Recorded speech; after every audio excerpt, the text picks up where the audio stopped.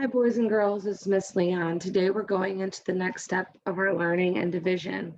We divide. There are times when we have remainders, and inside the word remainders, you have the word remain. So, like when I say that I have 26 kids in my class or 28 kids, we'll say 28 kids in my class, and all go to lunch except 3 remain. That means that 3 people stayed behind. There were 3 people left. So we're going to talk about remainders. And my little saying with that always is, don't leave me, because they're left behind.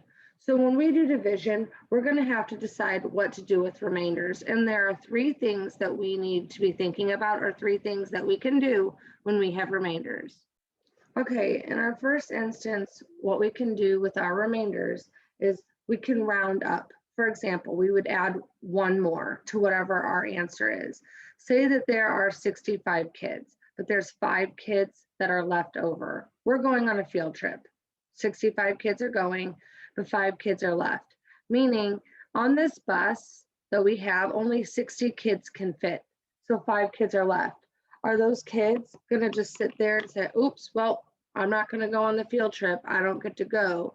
I don't think that's how that's going to work. We don't get to just leave 5 kids behind. So what we would do is we would add another bus. We would get another one, right? So instead of just having 1 bus, we would then have 2 buses, because we would need to find some way to get all of the kids on our field trip. So instead of 1, we would have 2. So we are rounding our answer up by adding just 1 more of whatever that is. Instead of 1, we would have 2. The next thing we could do with a remainder is we could ignore it or just discard it, act like it's not there. We would say like the little phrase like, I can't see you, like it just doesn't exist, that remainder. So here's the example of how we would just kind of like disregard a remainder. All right, pretend that we have 20 kids in a class. We're having a party and there's 20 kids there, right? When I buy cupcakes, I have to buy cupcakes in like packs of 12 or packs of 24. So I have 24 cupcakes, I have 20 kids. So I'm going to have 4 cupcakes left. There are 4 cupcakes left. So what am I going to do? I can't sit there and break up all these cupcakes into all these pieces for each kid to have another tiny little piece. What I'm going to have to do is I'm just going to have to pretend that they're not there, or say, I can't see you. I'm going to have to put those cupcakes away. So I'm only going to be using 20 of those cupcakes and just leaving 4 off to the side. It's like it doesn't even exist. There are other times when I'm dividing where I'm just going to have to mention that remainder, like it has to be included. I'm going to have to list it. So when I say listed, it's when you just explicitly tell what the remainder is. Sometimes you need to just say it. My answer is this with this remaining. So option 3 is listing the remainder when it's appropriate.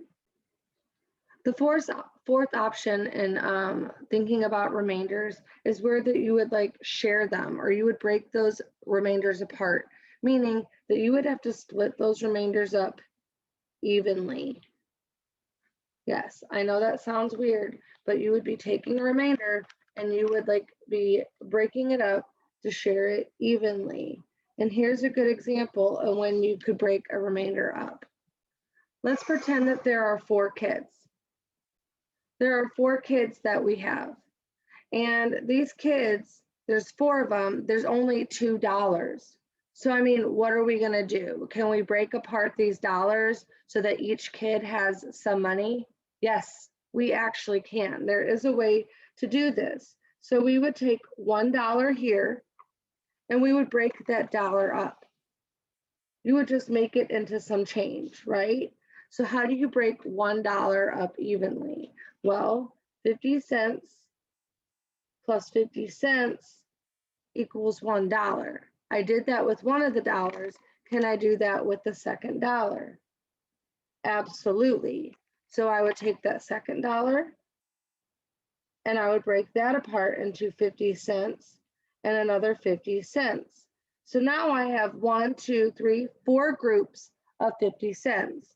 So each kid, I'm getting kid 1, kid 2, kid 3, and kid 4. Each kid is going to end up getting 50 cents because I broke apart or I split evenly whatever that was, so that whatever that amount was right there that remained, that $2, into 4 equal groups. So everybody got the same amount.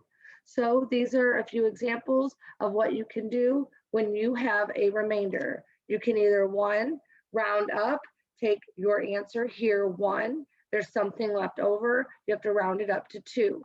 Or if you have something extra, you would ignore or discard it. You have 20 kids, 24 cupcakes, you're only passing out 20 cupcakes, you would put away the 4 cupcakes that you have left behind. Or you would list or explicitly just say or tell the remainder. Or 4, break it apart, splitting it evenly, taking whatever the amount is left over and breaking it up evenly between the amount of groups that you have.